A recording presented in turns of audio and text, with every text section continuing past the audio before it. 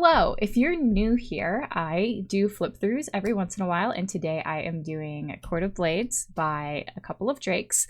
How these usually work is I go into the book without a ton of prior knowledge about it. Sometimes I've played the game before, sometimes I've had a chance to read it. Today I read it like a year and a half ago, but I haven't really. So what we'll do is we will take a look at the front and the back. We will explore some of the matter, like the interior matter. We might build a character if it seems like that's something that's pretty easily doable. And then we'll go through each of the sections. But I won't be doing like a deep read of anything. It is a pretty thick book after all. And then I do trim these down and post them up on YouTube. So if you're watching this on YouTube, it was originally recorded live on Twitch. So thank you to those of you who are joining me live today. And, oh, I was looking at the wrong camera. So Court of Blades, really impressed with the quality of this print-on-demand product. I've got to say, I've got a couple of things from DriveThruRPG, and I wasn't sure how this one would turn out just with the size. Usually what I've received print-on-demand is more of that, like, traditional D&D size. So I do like that this one, it's smaller, but I actually think it printed a little bit better than that D&D size. I meant to grab the Blades game, Blades in the Dark. I meant to grab Blades in the Dark so we could see how they stacked up against each other, and I forgot to. So it is what it is. But let's take a look. This text is a little hard to read for me. Can I read it on there? Maybe I'll just read it on the screen with you. Court of Blades is a tabletop role-playing game of noble houses and the daring retainers who advance their agendas in a fantastic city of intrigue and danger, power politics, Renaissance magic, gunpowder, diplomacy, and romantic skullduggery await those who seek power and prestige. You and your coterie of talented retainers must embroil yourselves in the exceedingly polite civil war, which eternally unfolds in the streets of Ilrien, risking the ire of the other noble houses, the criminal underworld, and beings. All right, I just noticed it's not focusing on the book. I'm going to restart that paragraph. Oh, there we go. That's so much better to read. You and your coterie of talented retainers must embroil yourselves in the exceedingly polite civil war, which eternally unfolds in the streets of Ilrien, risking the ire of the other noble houses, the criminal underworld, and the beings. Strangers still, you will find your loyalties challenged as you are torn between duty and the lure of power and the siren call of your own heart. What will you risk to rise to the top? What will the great game take from you along the way? Oh my god, 2 years! Wait. 2 years! 2 years! Kaya, you're amazing. This is just a special shout out for Kaya, because Kaya is amazing. And, oh, happy Valentine's Day! But yeah, Kaya has a Kickstarter coming up also, so pay attention to Mirrorlock and all that stuff. Okay, thanks Kaya, sorry. 2 years deserves a special shout out. That's so crazy. Okay, so what else do we have? The rest of this will be a little bit easier to read because it's white, it's black text on white. Inside you will find, I can't read it, rules to create your retainer.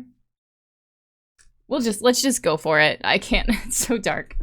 But like I said, the rest of this will be a lot easier to get into because it's going to be black text on white paper. I think in terms of the table of contents, I would have liked it if some of the stuff was in set just a little bit. I think there's plenty of room for that, and it would have been a little bit easier to navigate. This is totally fine as is, just a personal preference of mine, just because it's just a bunch of lists. But, oh, thanks for following, Keegan. I appreciate it.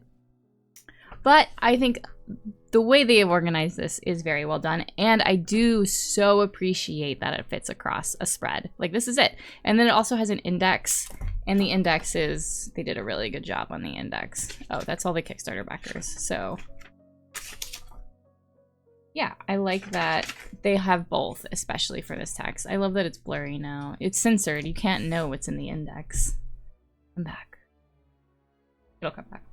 Okay. So chapter 1 is the introduction. Yeah, it's not often I'm never going to write an index if I can help it. I hate indexes.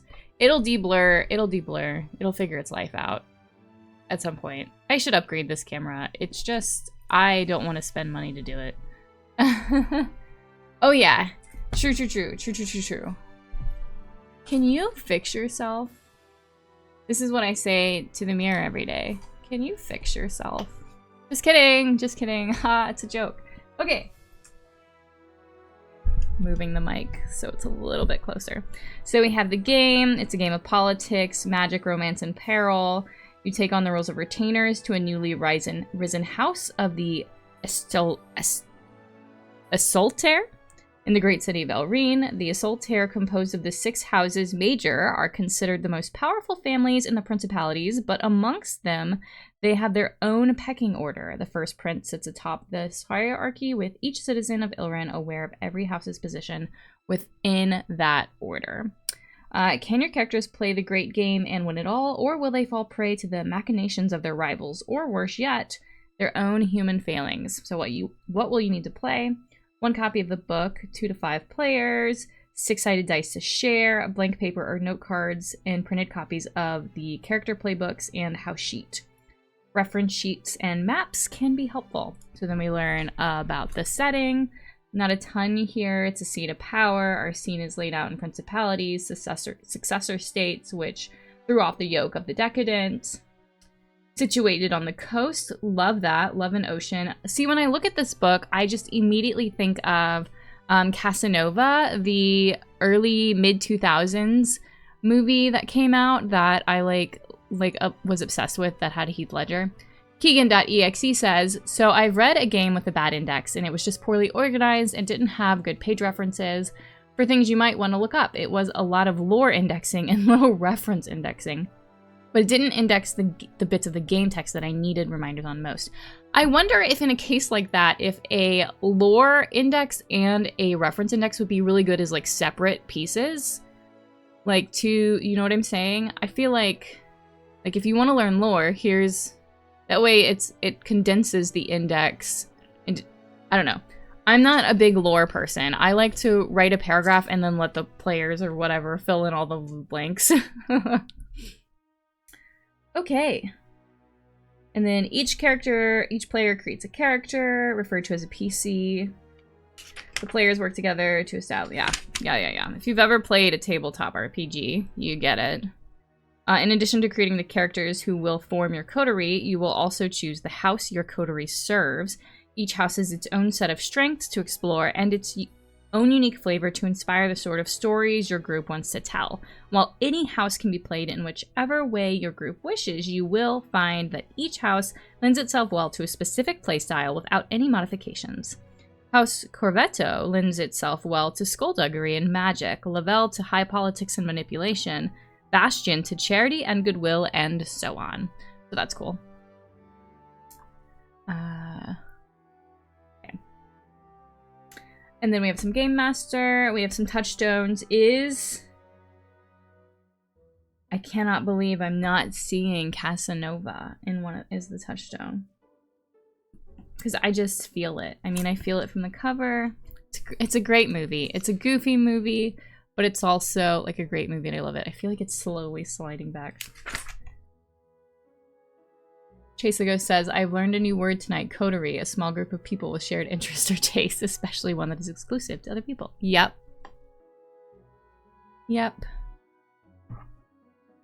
DAI comic under video games is so specific. I don't know that one, actually. Oh, Dragon Age Inquisition. Wicked Eyes and Wicked Hearts. Is that like a specific DLC? This might be the selling point for Dragon Age Inquisition for me, actually. It was a comic. Okay. I love a good ballroom scene, always. We have some safety tools, always good, and then the core system. Court of Blades is an exchange between the player characters and the game master. No one is entirely in charge. It is a back and forth between all involved until the conversation develops enough uncertainty for you to reach for the dice to decide the outcome. Improvisation is a must. You read through the book, you will discover many things are outlined, but otherwise, left to your own interpretation, this is entirely intentional. The world of Ilrien and the principalities changed based on the interests of the players, so no two games of Court of Blades are ever played the same way. If you do not find an answer to your question in the book, trust that you are allowed to, in fact, are supposed to, make it up along the way. For example, in the first game, a player may decide the contact, Mercy, a foreigner, is a cutthroat mercenary named Jacques Mercy, who works down at the docks. In another game, a player might decide that Sister Mercy, the headmistress of an orphanage in the twist. Each is true, including the third option that comes up in your campaign. And then we have some judgment calls. As I said, I'm not going to read every page. We'll be here all day. But I like looking at the front matter a little bit more closely. So we have 12 actions: channel, command, consort, hunt, maneuver, skirmish, skulk, study, survey, sway, tinker, and wreck. I think these are pretty self-explanatory. And then they have a pretty decent list here. I love how they did the spacing. It makes it really easy to reference later. What is channel? Open your mind to an arcane power. Consort, you socialize. Hunt, track something. Maneuver, traverse quickly. Skulk, move carefully to avoid notice. Study, scrutinize details. Sway, influence with guile, charm, or argument. Survey, yeah. I really like the flavor that those attributes bring too. I think they did a great job with the deliberate word choice, right? I feel like it sort of evokes that setting, and that's the sense of time period that this is calling attention to.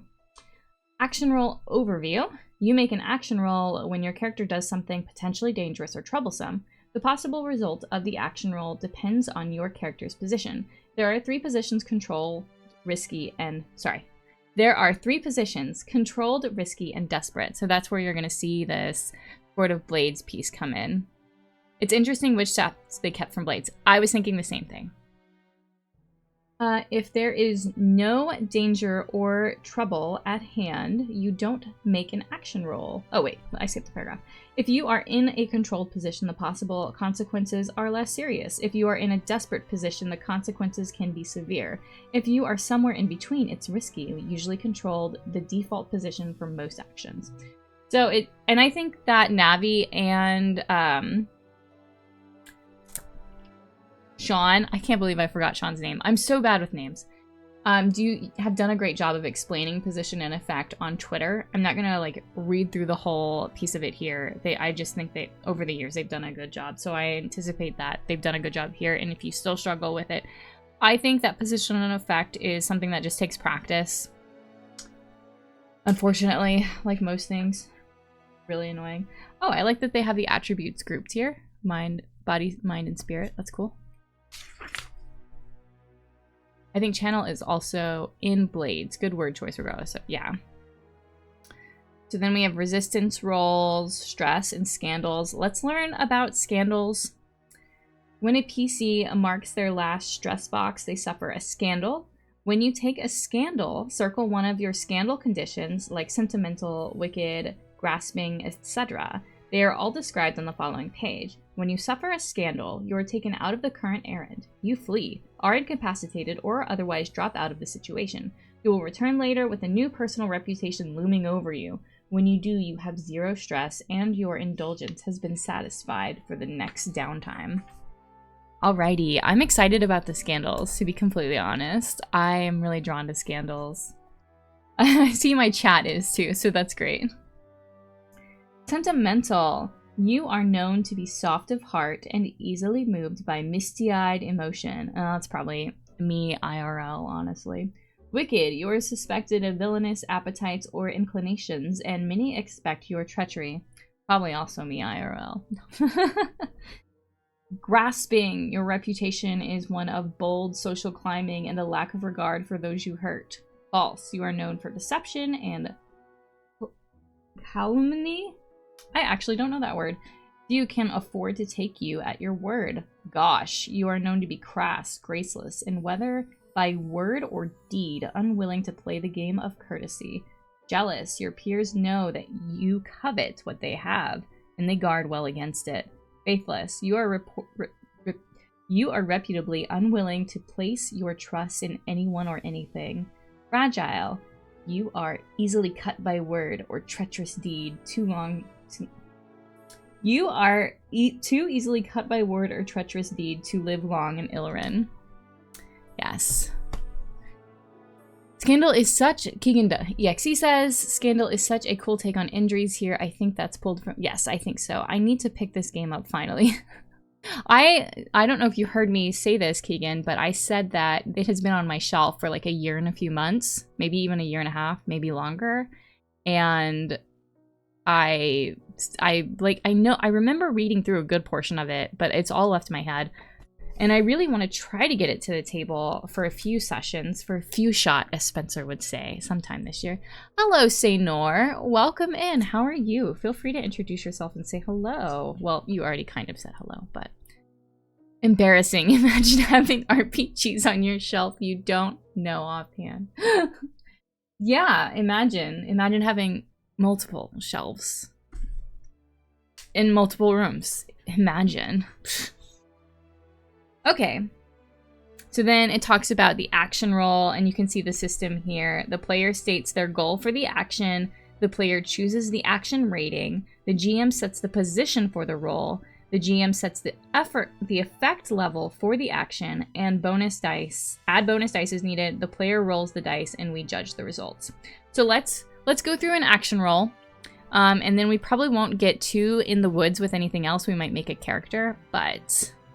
Oh yeah. Also, Miralog says, imagine having a shelf for RPGs. Please don't look at my hard drive. Okay.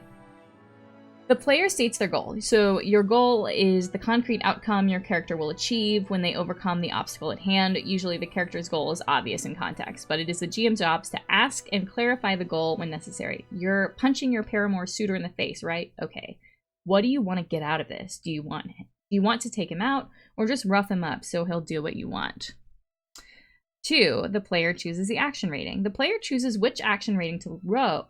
The player chooses which action rating to roll, flowing from what their character is doing on screen. If you want to roll your skirmish action, then get in a fight. If you want to roll your command action, then raise your voice and throw your weight around. You cannot roll a given action rating unless your character is presently performing that action in the fiction. Okay, seems straightforward so far. The GM sets the position. Once a player chooses their action, the GM sets the position for the roll. The position represents how dangerous or troublesome the action might be. There are 3 positions: controlled, risky, and desperate. To choose a position, the GM looks at the profiles for their positions below and picks one that most closely matches the situation at hand. By default, an action roll is risky. You rarely roll when there is no risk involved. If the situation seems more dangerous, if the PCs would have more to lose if they fail here, make it desperate. If the PCs have the advantage or do not stand to lose much with a failure, make it controlled. That's pretty good. If I do have a highlighter. I'm not afraid. This isn't a highlighter. Do I have one?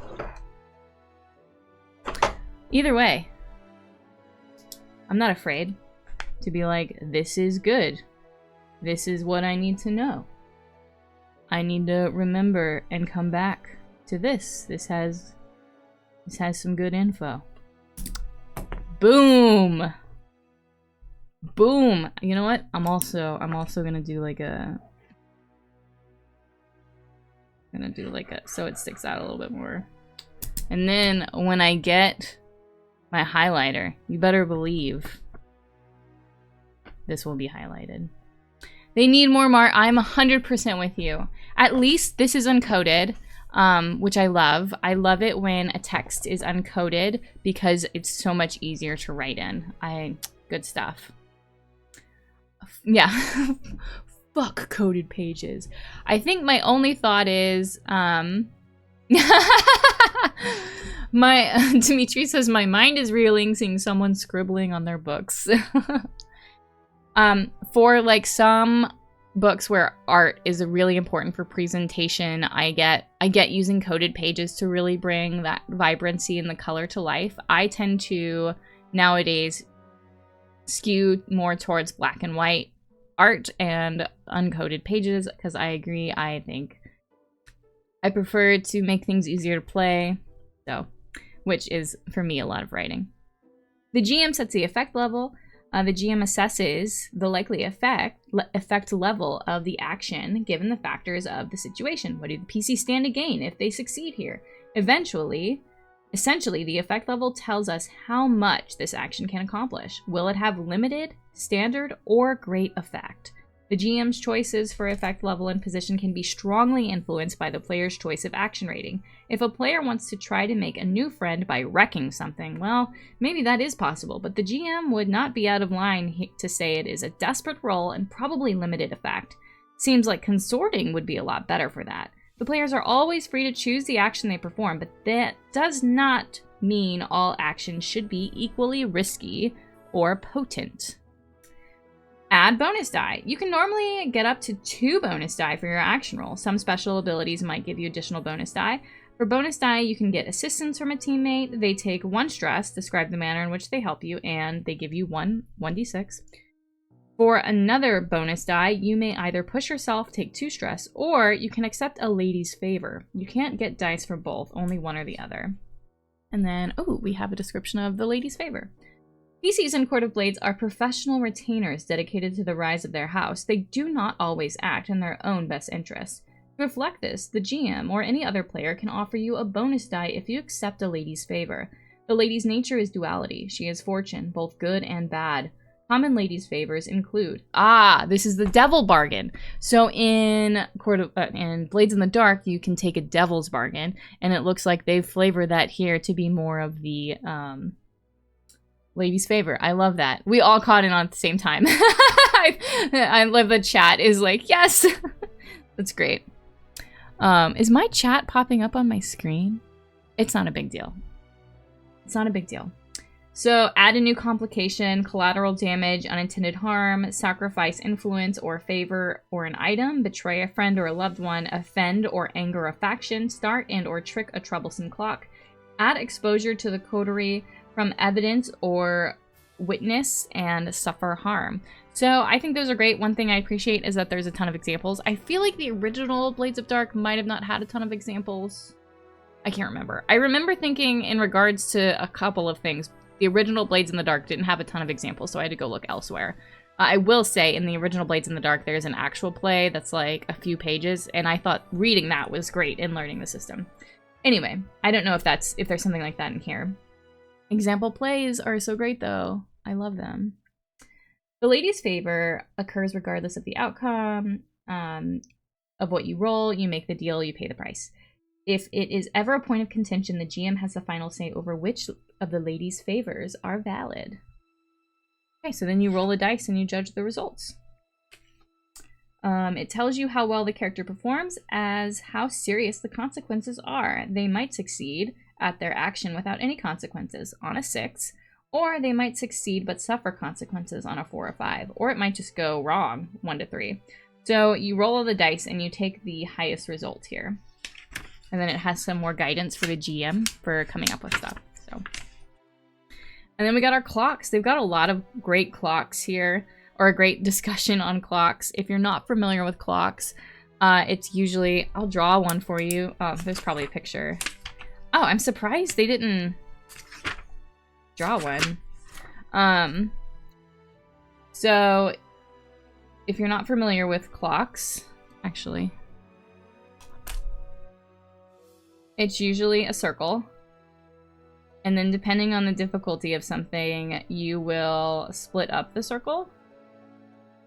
So like if you have longer to do something, you might have 8 segments. If you have a short time to do something, you might have 4 segments. Or if you're trying to undo a lock or something and you only have a few minutes, your clock might only be 4 segments, so to represent the difficulty, while as another lock might have 8 segments to represent the difficulty. There's a lot of ways you can use locks, and they talk about them here. And one thing I like that they do here is talk about linked locks. I think that's pretty interesting.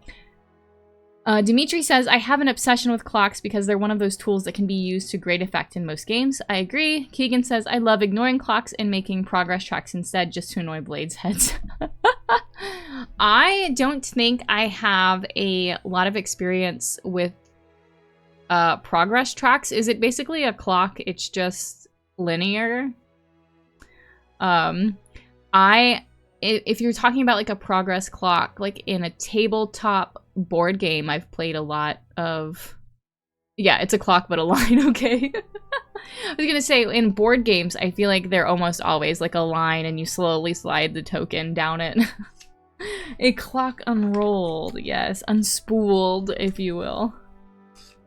And then, like I said, they have more discussion of position and effect, so they really have a little essay here, which I think is great if it's something that you feel like might be confusing. We got some clock tick stuff. That's interesting that it's kind of separated from the clocks, though. Oh, okay, it's tied into the position and effect discussion. Assessing factors to assess effect level. Okay, so this continues on with the position and effect discussion. Yeah, good. So I think this will be the brunt of like the rules, so to speak, in terms of getting the sense of it. Okay, interesting that play examples here in italics, but not in the earlier section, perhaps just missed, but fixed my issue with it. Yeah, so yeah, they are in italics here. I don't think there were a lot of example play sections, to be honest. Yeah, so this is where we're just getting into the... Maybe there was. We can't be this picky, Keegan.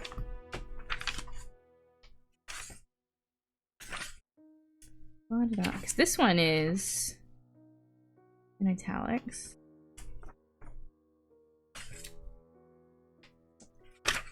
Is this something that matters? Oh, this one. This one should have been italics. I think this is the only one they miss. Authoritative MD says, hello. Sorry for bothering you. Oh, are you a mod? Are you a bot? Can we, Josh, you're supposed to get rid of them. Ban. Okay, I banned them. Because I'm so powerful. Okay, sorry. So we found an error. As is tradition, I always find an error in these streams. Usually, I just don't even say it out loud. Okay, but now we did, and it's a big bad error. A whole section was an italicized that should have been. That's rough. I'm gonna request a refund. Just kidding, obviously. I love you, Drakes. Please. Please don't hate me. Okay, so then we have some consequences of harm with some explanation, which I think is great. So reduced effect, and that's explained. A complication. Complications, I think, are one of the things I would like to see more examples of in Blades in the Dark games, because I actually struggle to come up with really good ones after a few sessions. I'm like, I'm just gonna go to the same complications I've been using. So lost opportunity, worst position, and harm. So, and we have some harm examples. How to heal harm if you take damage. Death. Fortune roll. The fortune roll is a tool. I love this. I was looking over this earlier today. The fortune roll is a tool the GM can use to aid in decision making. You use a fortune roll in two different ways. When you need to make a determination about a situation the PCs aren't directly involved in and don't want to simply decide the outcome. Two rival factions in the Groan are fighting. How does this turn out? The GM makes a fortune roll for each of them. One gets a good result, but the other gets a limited effect. The GM decides if the first faction takes over some of their rivals' territory but suffer some injuries during the skirmish. When an outcome is uncertain, but no other role applies to the situation at hand. Well, when an outcome is no, that makes sense. That's what it says. So, I guess this explanation is just rough. I'm gonna back up. When an outcome is uncertain, but no other role applies to the situation at hand. I guess this is just explaining that. So when the riot breaks out in the twist, Bertrand and his coterie are caught between the Unburnt, the Motley, and the House Bastion pikemen as the fires rage and the three sides close in on the crossroads where the coterie try to make their escape. The GM makes a fortune roll. Will the Unburnt honor their contract? Will they hold back the Motley? Are they in league with their Bastion pikemen? Do they even know the PCs are here? When you make a fortune roll, you may use any trait to determine the dice pool for the roll. So anyway, I just think it's a cool way to invoke the narrative and work with the narrative. Yeah, I just think it's not an extremely complicated system. It's pretty easy. I just think it's fun that there's guidance for it. Engagement roll. The engagement roll is a special type of fortune roll, which comes into play when the coterie has the necessary plan and detail to begin an errand. Move my keyboard. Oh, sorry, I'm reading over here. First, they decide what type of plan they are undertaking. The plans are outlined on every playbook for reference and are as follows: assault, deception, stealth, arcane, social, or transport. Okay, so I don't remember. It might be called an engagement roll in Blades in the Dark, but that's where like you set up your situation or whatever. Then we have a gathering information section. Flashbacks, which is a pretty big part of the Blades in the Dark framework. The rules do not distinguish between actions done in the present and those carried out in the past. When an errand is underway and your retainer is on the job, you may invoke a flashback to roll for an action in the past that impacts your current situation. Maybe you convince the district watch sergeant to look the other way while you broke into the Al-Mari warehouse. So you make a sway roll to see how that went. So. Limits of flashbacks. A flashback is not time travel. It cannot undo something that has just occurred. Yeah. You could, however, flashback to tipping off a couple of blue devils who have it out for this particular luckless Bravo, affording yourself an armed and dangerous obstacle between you and your Covorto rival. And then we have an influence in favor. Influence is an abstract measure of clout and respect in the eyes of the house you serve. We have a personal status section, which is fun. Favor is a reward for helping forces outside of your house. Then we have the romance section, which they do state that if you're romancing a PC, you don't really need to use any of these rules, which I may or may not be this is not an announcement, it's just a discussion, working on a romance situation for Tangled Blessings, and the thing I'm running into is how do you do this when players want to romance each other. And I'm also probably just going to say, if you want to romance each other, have that discussion. I don't know what kind of framework to build for that. So anyway, I'm still thinking it through. That's way down the pipeline because I've got to finish these endings. Anyway, Ilrien is a city of romance, danger, and set. And dangerous. It says romance twice. I love that. It's a city of romance, danger, and dangerous romance. That said, if romance and the mechanization of romance does not feel appropriate or right in your game, feel free to ignore the following mechanics and the paramour system entirely. A paramour is the singular object of a PC's affection. A PC might carry romantic aspirations for multiple characters, but they can only benefit from a single heat clock at any one time. So basically, I read this section earlier, and it does use a clock to sort of determine where if you are romancing an NPC, where you are at in that romantic relationship, and you kind of like move through different stages, which I think is great, and fun. So I like it. I like it a lot. And then the faction game. Each notable faction is ranked by tier. Factions are a pretty big deal in this game and in this world, so. And then we're getting to the sections that I have not even had a chance to look at yet since I first looked at it when I first got it years ago. So I'm exploring this as we go, which I'm excited about. Keegan says, the faction section in Blades could be 3 times as long, and I hope this game does it. It's kind of short here. But I'm wondering, because Ilrien got quite a bit. Here's the factions. It looks like it's about 30 pages of faction. No. Yes. Yes, it looks like it's a little over 30 pages, so.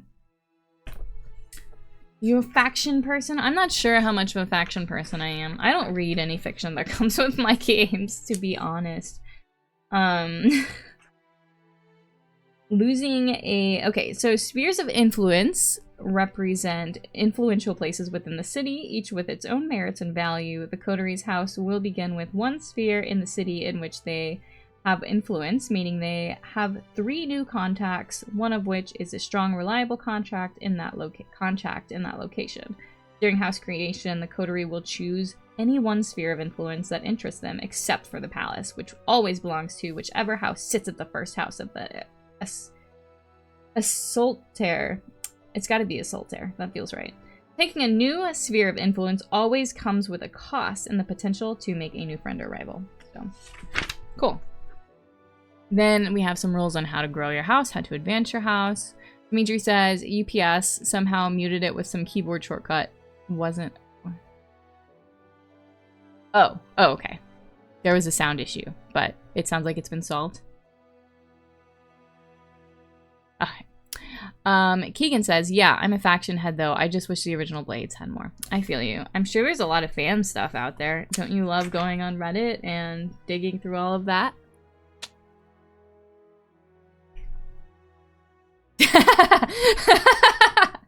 The like instant LMAO that came across my... That was great. Okay. Okay. And then we have some social season goals, which are fun. Sorry, I'm getting lost in the text a little bit in terms of like I'm enjoying it and it's pulling me through, but I'm supposed to be talking about what I'm seeing. So then we have some more house advancement stuff, rank bonuses for your houses, PC advancement. You do use XP in this game. And coterie advancement. So your coterie is separate from your house. And then we're on chapter 2, which is characters. So let's see. Okay, Keegan's got to leave. Goodbye. Have a great evening. Thanks for hanging out. Okay, character creation. I do think I'm gonna do like a super quick. Here we go. Here's the pad I take when I go to interview people. Okay, so what kind of character do we want? A dashing... We've got the Bravo is a dashing, sworn sword, quick wit, and unmatched in combat. The Hawk, a dangerous bounty hunter, menacing and unflappable in the face of danger. The Eye is a master agent and infiltrator, cannier than a skulk of foxes, and just as hard to catch.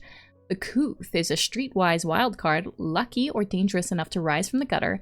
The Knack is a magical expert, gifted with the arcane power and knowledge of the hidden world. And the Key is a social mastermind, crafting arguments and devices with ease. Ooh. Let's go with the Key. We'll do the Key.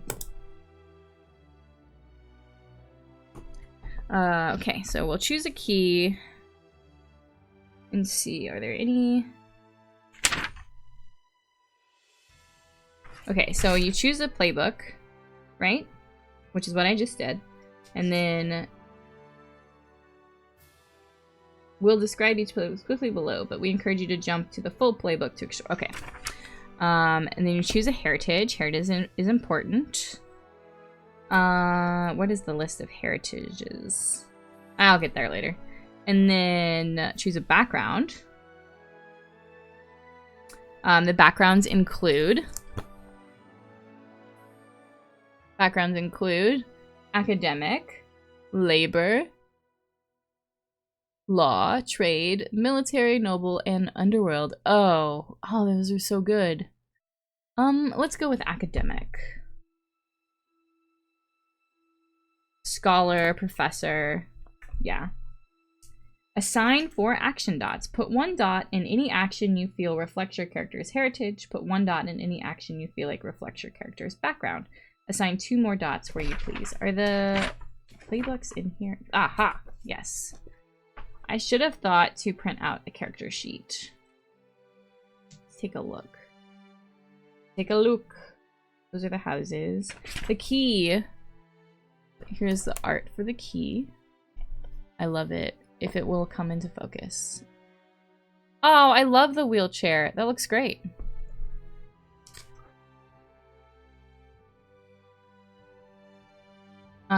People, and let's look at all the artwork actually.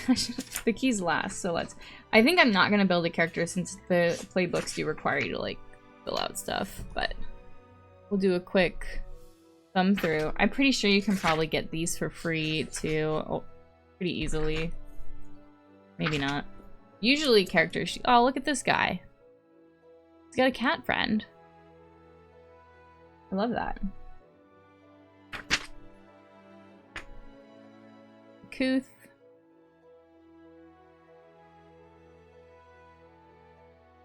The knack.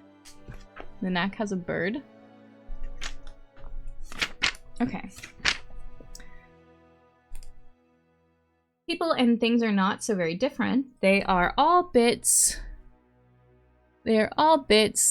Sorry, people and things are not so very different. They are all bits, components, points of friction. They speak to you. You see the manner in which they might be gently modified, repaired, tinkered with, and broken down. A bit of pressure here, a subtle change, just so. And there you have it. Whether with words or tools, you know how to wind them up, Key. You have a reputation for this sort of thing. Ah, I love the writing. They did a really good job with just the flavor. As Key, you gain XP when you address a challenge with expertise or calculation. Okay, so gain the following feature: special armor to resist a complication related to suspicion or persuasion. Questions to consider: what former problem established your reputation? Do other members of the house see you as an asset to be jealously guarded, or a too clever climber to be watched with care? Are your preparations and plans carefully thought out, or do you trust your own cleverness in the moment? Bonds.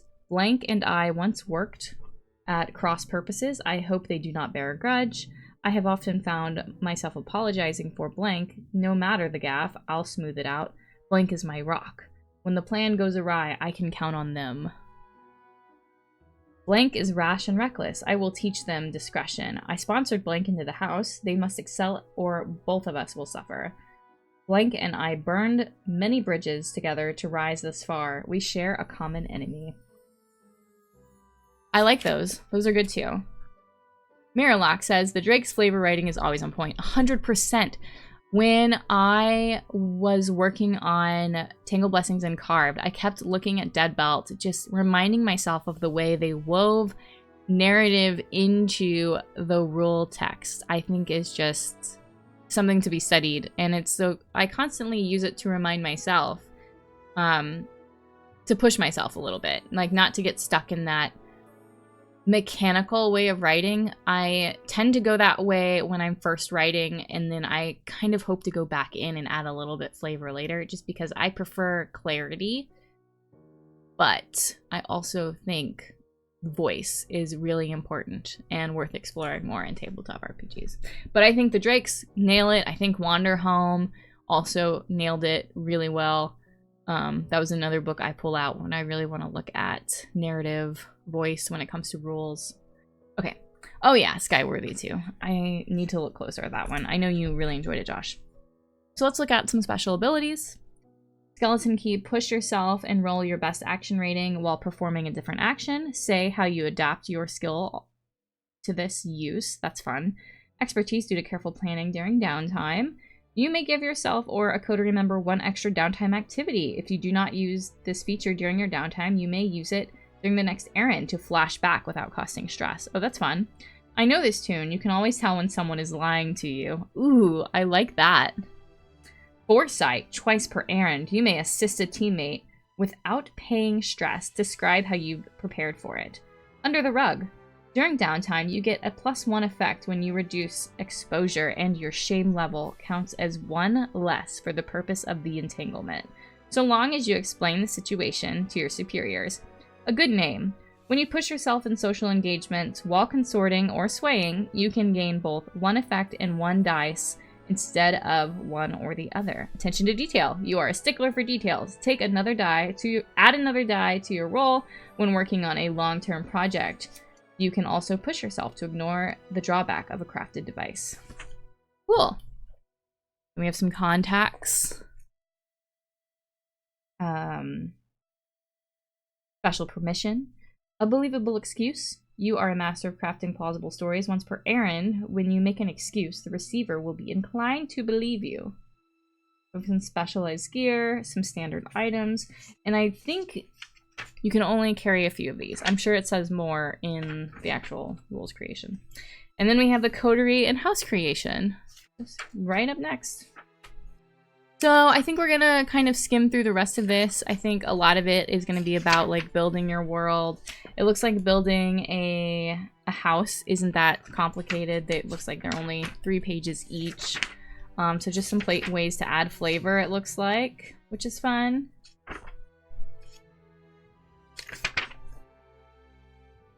So I don't know if there are going to be any more rules. I think oh, there's going to be downtime rules. But they're not even that. So then we have some upgrades for the houses. So then downtime is its own chapter. And this is where we do get some more rules. So we had like a rule section, a character creation, and some like world building. And now we have some more rules that deal with downtime, which is what you do when you're not doing an errand. So after an errand, which is like when you get up to no good, right? Or you're engaging with the mechanics of the game, you do downtime, which follows the typical Blades in the Dark flow. So after an errand, the PCs can take stock of what they have achieved, both the influence they have earned within their house and the favor they've garnered with the other factions in the course of the operation. A successful errand always generates influence. And then it shows out how to break out that influence, favor, exposure, and shame, how to reduce exposure and shame, and then we've got downtime activities. And these are good because you can acquire assets and cover a plot, long-term projects, intrigues, recover and make amends, train, indulge, and reduce stress. So. And then this breaks down each of those downtime activities that you can do. So, more flavor. Oh, that's really pretty. This is so pretty. Rituals. A ritual is required for big magic, the truly awe-inspiring stuff. Rituals undertaken by blunts, those without the knack, can backfire terribly. Even amongst the skilled or talented, there is much that can go awry when weaving arcane currents of these proportions. All rituals have a cost. Based on the nature of the ritual you are trying to complete, the GM will create an unintended side effect. When the ritual is complete, the GM will advance the clock for the side effect coming to fruition, determining the triggers required to fill the tracker. Any unintended consequences that do not require a clock happen immediately upon completion. Water. Yeah. Ah! Sorry. Quick water.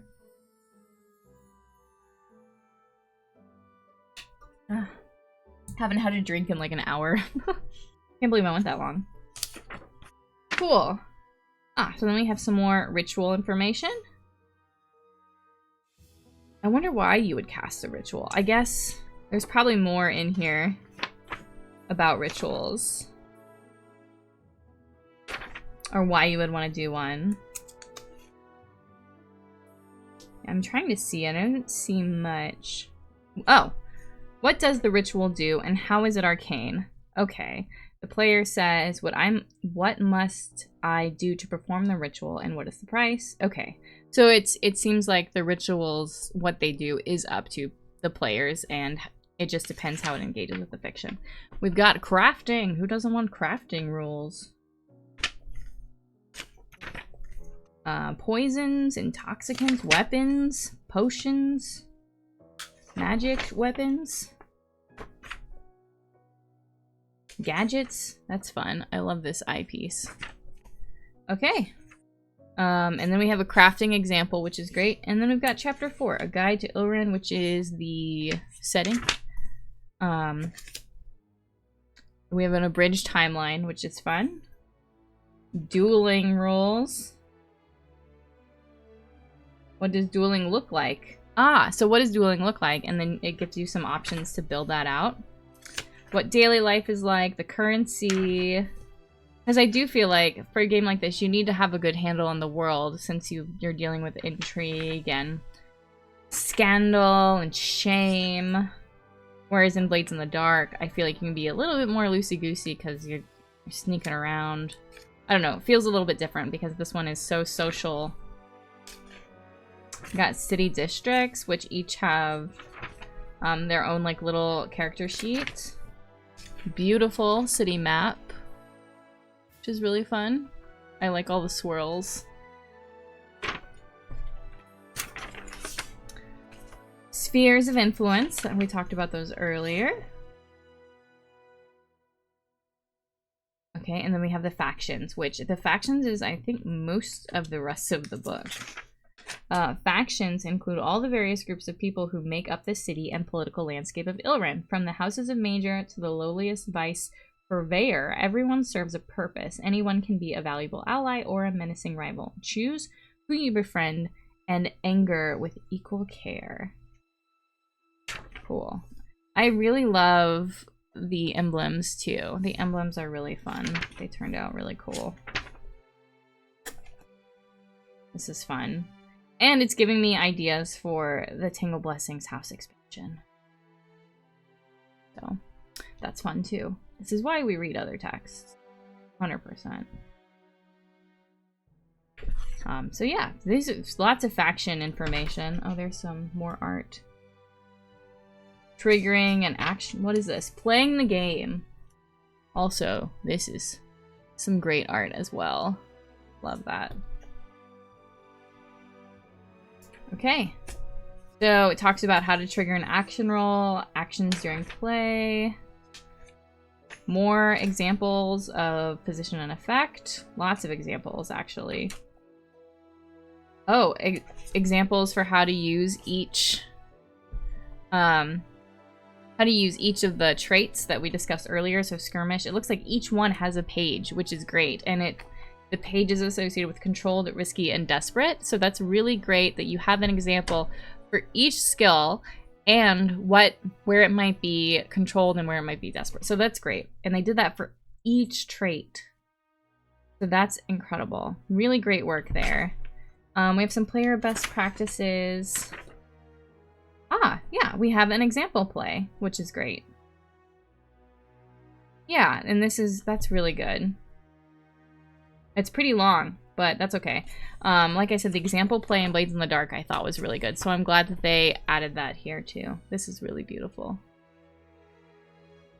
That's really beautiful. Okay, and then Game Masters. So this is just some GM information. I'm sorry, it's not focusing. But we have GM information here. It's not focusing. Basically, it says to ask questions.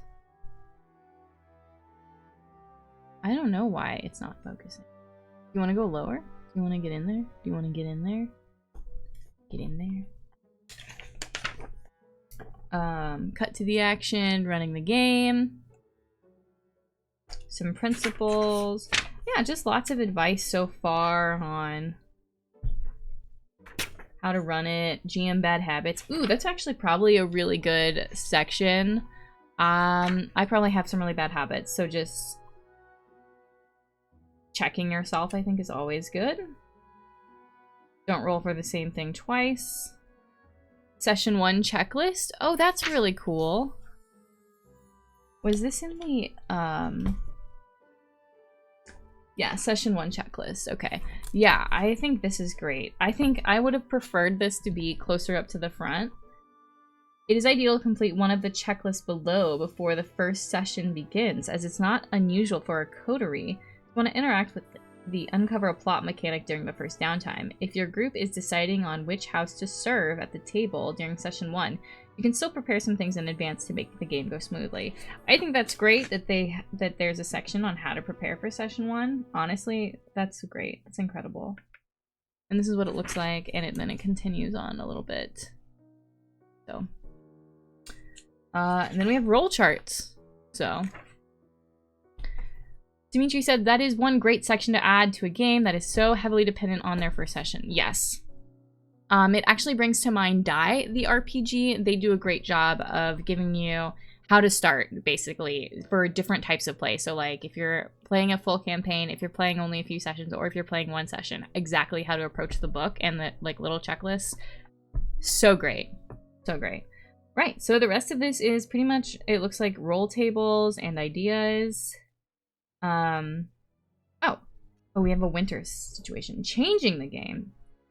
Changing the game. What is in changing the game? We got some special permission playbooks. The Kiss. Ooh, on the following pages, you'll find the Kiss and the Curse. These are not entirely human characters. They do not experience the social vagaries of Court of Blades quite like their mortal counterparts. When the stress of Ilrien becomes too much to bear for them, it is not their reputation that suffers. They do not gain a scandal when they fill their stress track. Instead, they mark shatter. This represents the slow spiral of their humanity giving way to utter monstrousness. When they mark their fourth shatter, they transcend mortality. They may be forced to sleep and regenerate, or otherwise stay in Ilrien, but their purpose no longer aligns with those of the house or coterie, and they retire to pursue their own dark designs. Ooh. Also, I love her cat, too. That's great. I played the Kiss in my Court of Blades one-shot, and it was amazing. You would. As soon as I read it, I was like, I bet Kaya erased her eyebrows. But you did. It was just whenever you played the game. Or whenever you found it. Both of us being like, ooh, it's the curse. All right. Expanding the scope.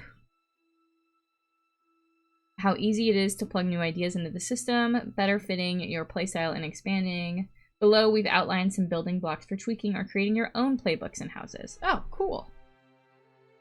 And then backers. Lots of backers. And then the index. And that's it. That is Court of Blades by Sean and Navi Drake. I remembered names this time. Yeah. I'm really pleased that I picked this up. I'm trying to figure out where I am in the camera. Oh god, sorry. Ah!